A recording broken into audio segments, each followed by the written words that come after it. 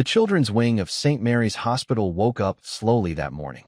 Machines hummed softly, nurses moved between rooms, and the smell of disinfectant mixed with the faint sweetness of bubblegum-flavored medicine. The walls were painted with superheroes: Iron Man, Captain America, Spider-Man, all smiling down from the faded murals that had seen too many tough days. In room 214, a small boy named Sam sat by the window, his thin hands resting on a Spider-Man blanket. He was 8, pale, and quiet, the kind of quiet that only hospitals can teach. His mother tried to smile as she peeled an orange for him. "Do you think Spider-Man ever gets sick?" she asked gently. Sam shrugged. "Maybe, but he has powers. He'd get better fast." Then, after a pause, he said something that made her chest tighten. "But heroes like that don't come to hospitals anyway." She wanted to tell him he was wrong, that good things still happen, but the words wouldn't come out. Outside, it started to rain, tapping softly against the window. Meanwhile, across the city, Tom Holland sat in his flat scrolling through his phone, half distracted between emails and messages. He almost skipped the video, just another short clip on his feed. But the caption caught his eye. "Boy fighting cancer says he wishes Spider-Man would visit him. But heroes don't come to hospitals." Tom clicked it. The video lasted only 40 seconds. It showed Sam smiling shyly at the camera, clutching a tiny action figure of Spider-Man, his voice fragile but sincere. Something in Tom's chest stirred, not guilt, but something deeper, a feeling he couldn't name. He leaned back, staring at the ceiling. "No cameras," he whispered to himself. "No PR. No team. Just me." He opened his old storage box, the one that still smelled faintly of movie dust and costume glue, and pulled out the original Spider-Man suit from Homecoming. The mask was slightly frayed at the edges, but the fabric still shimmered under the light. Tom folded it carefully, grabbed a small bag, and began to pack a few toys: comic books, Lego sets, stickers, a few things kids would actually like. He didn't call the press or his manager. He only made one call, to the hospital. "Hi, this is Tom Holland," he said quietly to the nurse who answered. There was a pause, then a laugh. "Sure it is." He chuckled. "No, really. I just want to visit a kid. No publicity, please. I'll bring the costume." When the nurse realized he wasn't joking, her voice softened. "All right, Mr. Holland. We'll make it happen, quietly." That evening, as the sky turned pink over London, a small bag of gifts sat on Tom's passenger seat. The Spider-Man mask rested on top, staring up at him like it was waiting. He tightened his grip on the steering wheel, smiled, and whispered, "Let's go see a real hero." The hospital looked different in the evening, quieter, softer, almost peaceful in a way that didn't feel real. The fluorescent lights hummed above the empty lobby as Tom pushed the door open, his hoodie pulled low and a surgical mask covering half his face. He carried a simple backpack. Nothing about him said movie star, and that was exactly how he wanted it.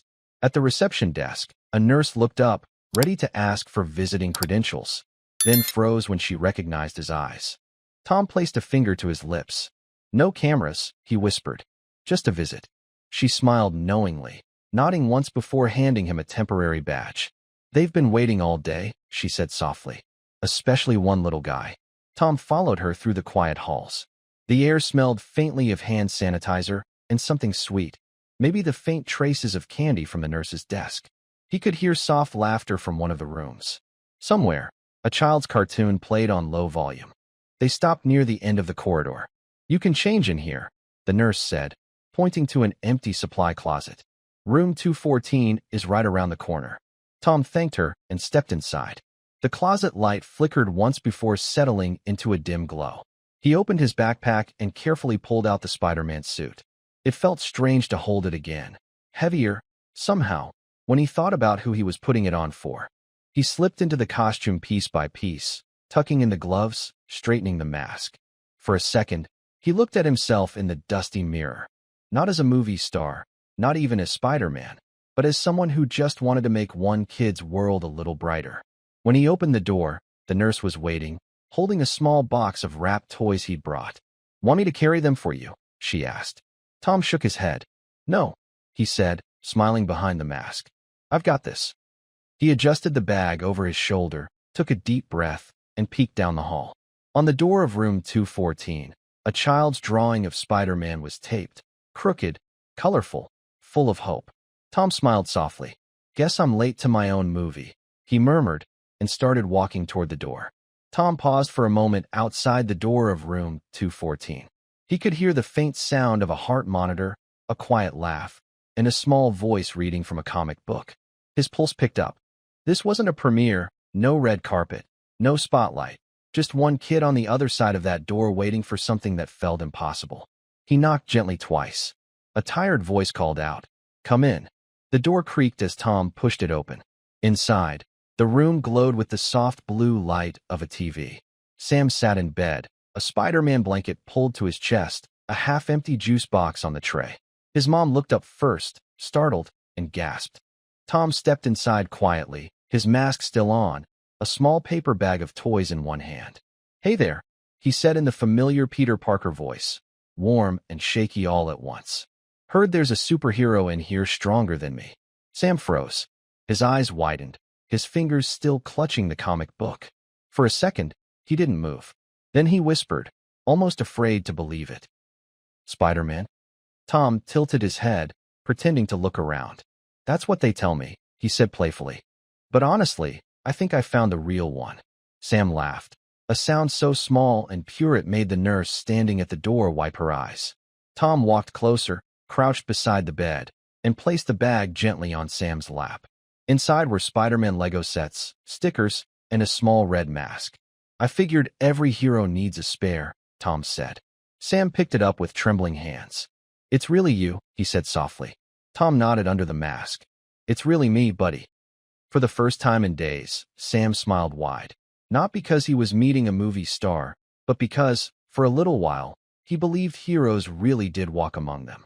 For a few moments, the room was quiet. That soft, almost sacred kind of silence that comes right after something unbelievable happens. Sam just stared, trying to decide if this was a dream or not. Tom could see the disbelief flicker across his face, and so he did what Spider-Man would do. He put his hands on his hips dramatically. "Wait a second," he said in mock suspicion. "Did you really think I'd let London have all the fun without stopping by to see my best friend?" Sam giggled, covering his mouth. "You don't even know me." Tom gasped and stumbled backward, pretending to be hurt. "What? Of course I do. Let's see. You're the guy who beat Thanos with zero training and one juice box, right?" The boy burst out laughing. His mother smiled for the first time that day. Not the polite kind of smile, but the real one, the kind that shakes loose weeks of worry. Even the nurse outside the door had to turn away to hide her tears. Tom pulled a small web shooter prop from his bag and aimed at the wall.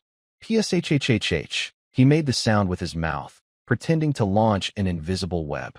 "Okay, my webs are a little rusty today. Don't tell Iron Man." Sam lifted his small hand and mimicked him perfectly, both of them laughing. For a few minutes, it didn't feel like a hospital room. It felt like a movie scene no one had written yet. Then Tom sat down beside him, his voice softening. "You know," he said, "I wear this suit for movies, but people like you. You wear the real one every day. The one you can't take off." Sam tilted his head, curious. "You mean the hospital gown?" Tom smiled behind the mask. "Yeah," he said.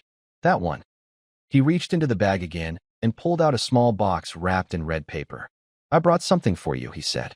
Sam carefully unwrapped it. Inside was a miniature Spider-Man action figure, but this one had something special. On the chest, written in tiny silver marker, were the words, "To my favorite hero, T.H." The boy's eyes went wide. "You wrote this?" "Yep," Tom said. "That's a one of one. Not even Tony Stark could make another." Sam laughed again, holding the toy tight.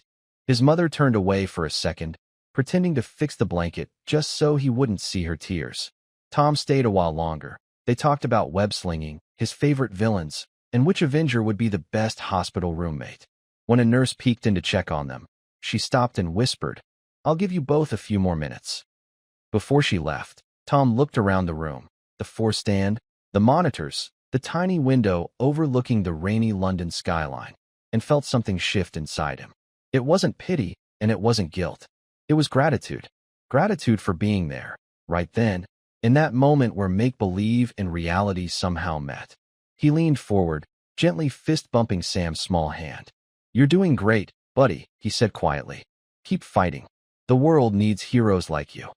Sam nodded, grinning. Okay, Spider-Man. But next time, bring Iron Man too. Tom laughed, shaking his head. Deal, if you promise to show me your web-slinging skills again. The boy agreed instantly, holding up his hand and pretending to shoot another invisible web. And for the first time in a long time, Tom Holland didn't feel like an actor playing a hero. He felt like one. Tom stayed in room 214 longer than anyone expected. Every few minutes, another nurse peeked in, pretending to check the four, but really just smiling at the sight of Spider-Man sitting cross-legged on a hospital bed, listening to an 8-year-old explain how he'd defeat Venom with a spoon and some orange juice. When he finally stood up to leave, Sam's mom whispered, "Thank you. I don't think you'll ever understand what this means to him." Tom nodded softly. "I think I do," he said. "He reminded me what this suit is really for." He gave Sam one last wave, pressed a small sticker of Spider-Man on his bed rail, and whispered, "See you around, partner." Then he stepped back into the hallway. But Tom didn't stop there. Down the corridor were more rooms, more drawings taped to doors, more children who probably thought heroes only existed on screens. So he visited each one quietly, one by one. In one room, he played cards with a girl who'd lost her hair, but not her laughter. In another, he gave a Lego set to a boy who'd spent 3 months in isolation. In another, he helped a nurse fix a broken Spider-Man balloon that kept falling off its string. He didn't rush. He didn't post. He didn't even let the hospital photographer near. Every kid got a small toy, a handshake, or just a joke whispered like a secret between heroes. One nurse tried to thank him, but Tom waved it off. "Don't thank me," he said. "They're the tough ones. I just wear the costume." As he walked down the hallway toward the exit, his backpack lighter now, the mask slightly crooked from all the hugs, a little girl called after him, "Hey, Spider-Man, will you come back?" He turned, grinning under the mask. "You kidding? I never leave my team."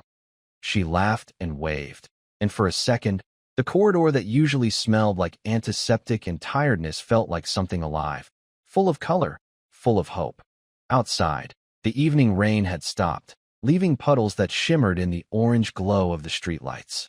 Tom stood under the awning, looking back once more at the hospital windows. Each window flickered with soft light, small rooms filled with tiny heroes. He whispered, almost to himself, "They save me more than I ever save them." Then he pulled down his mask, slung the now empty backpack over his shoulder, and walked into the night. Just another stranger on a London street. Back at his apartment, the city felt strangely distant. The usual hum of London traffic echoed faintly through the window, but Tom barely heard it.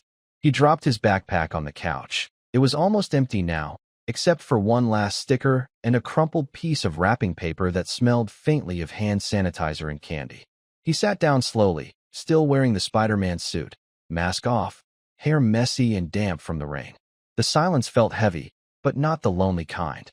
It was the kind of quiet that comes after something that truly mattered. He stared at the small paper bag that used to hold all the gifts. Inside was just one leftover toy, a tiny plastic web shooter he'd forgotten to give away. He turned it in his hands, feeling the smooth edges, thinking of Sam's smile, the laughter in the hallway, the warmth in those tired rooms. On the coffee table, his phone buzzed. Dozens of unread messages from his team, publicists, friends, reminders about interviews, contracts, deadlines. The world outside still expected the star, the brand, the image.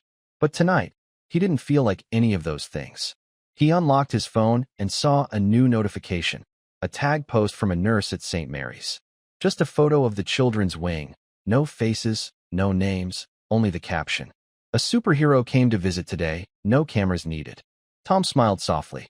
He didn't repost it, didn't comment, just took a deep breath and leaned back against the couch. On the shelf across the room sat his movie awards, framed posters, and expensive props. Yet none of them felt as meaningful as that single hour spent in a quiet hospital room.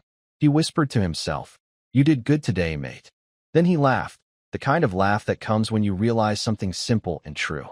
He hadn't gone there to inspire anyone. He went there to give, and ended up receiving more than he imagined. For the first time in a long time, he felt grounded, real, human. And before heading to bed, he carefully folded the Spider-Man suit, set it on the chair, and whispered, "We did good, didn't we?" The mask stared back at him from the dim light, silent, but somehow, it felt like it agreed. The next morning, the children's ward felt lighter, like someone had opened all the curtains and let the sun in. Nurses walked through the halls smiling for no reason. Parents chatted softly over coffee, and laughter echoed from rooms that had been quiet for weeks.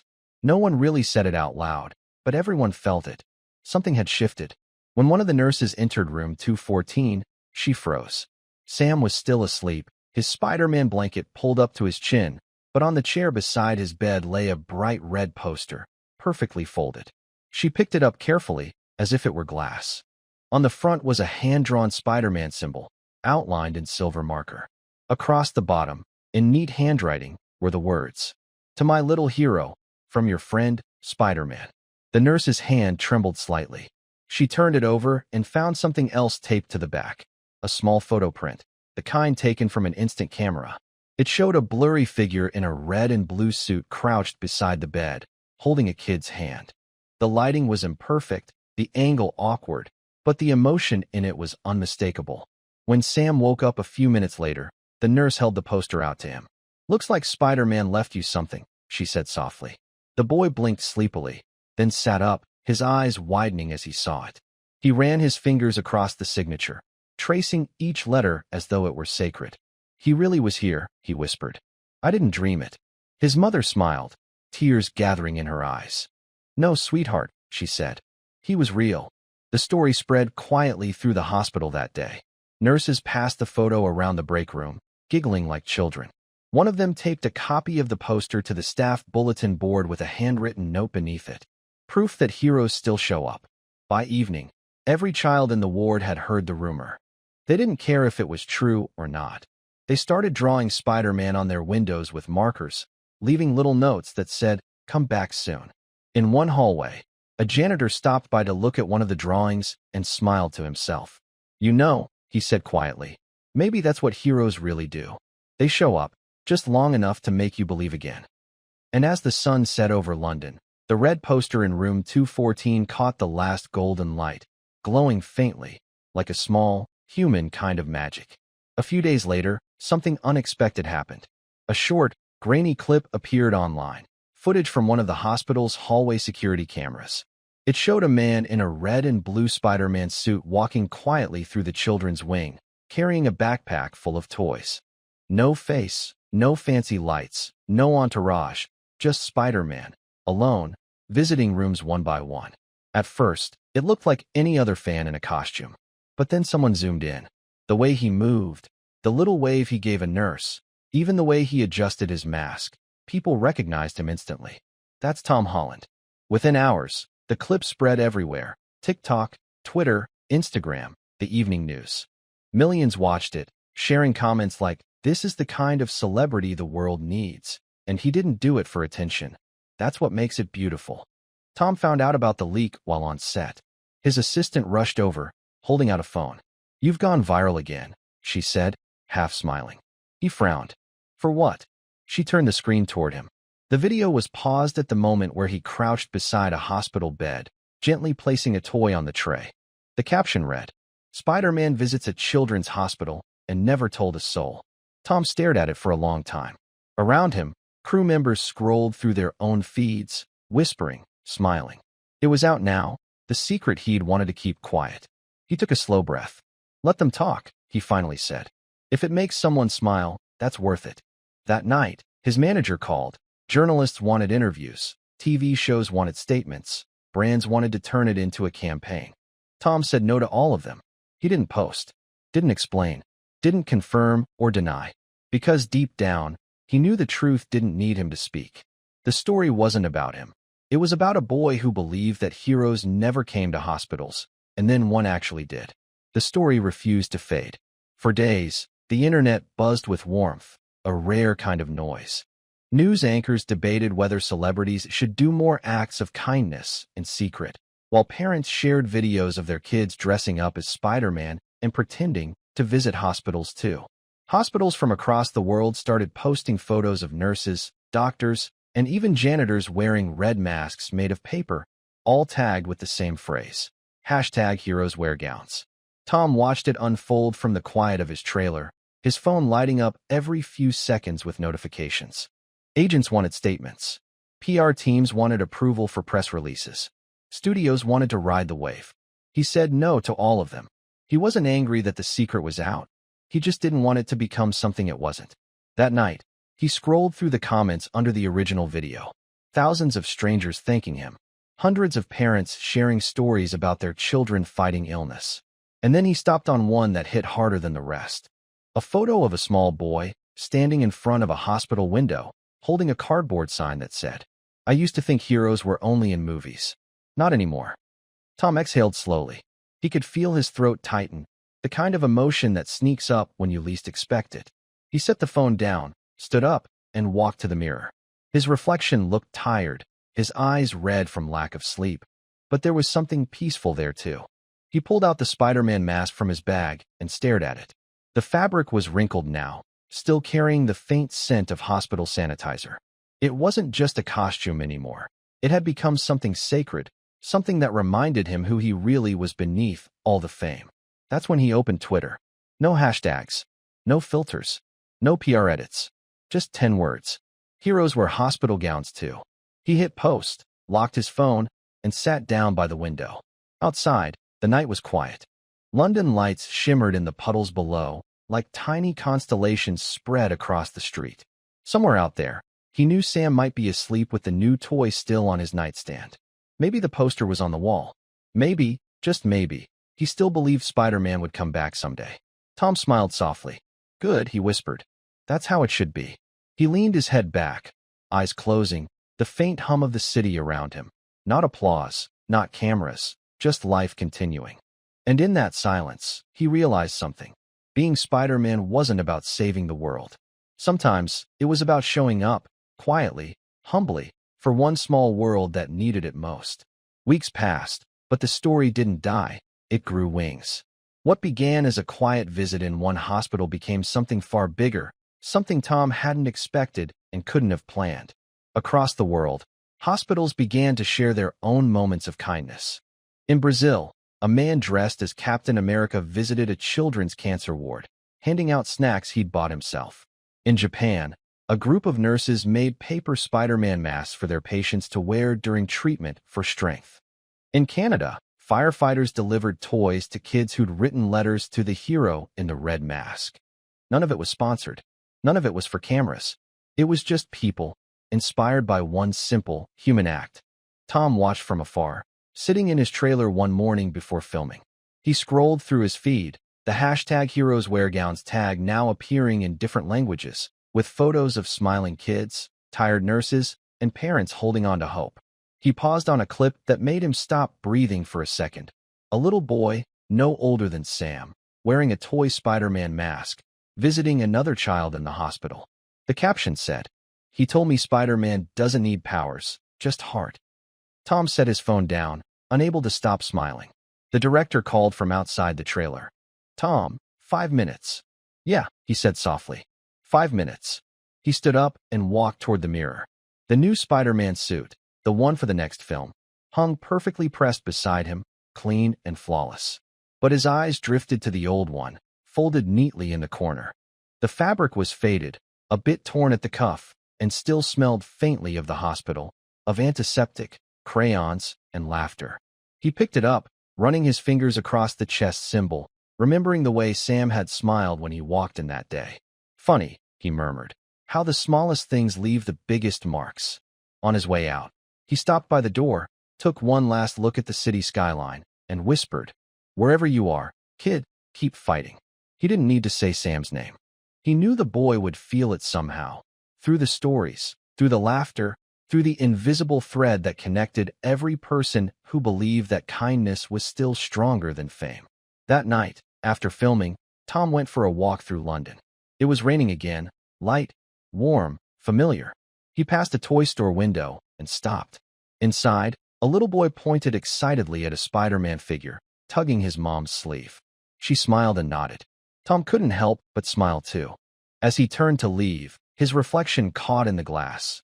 Not the superhero, not the celebrity, just a man in a hoodie, tired, content, and quietly proud. He whispered under his breath. Guess heroes do come to hospitals after all. And then he walked into the night.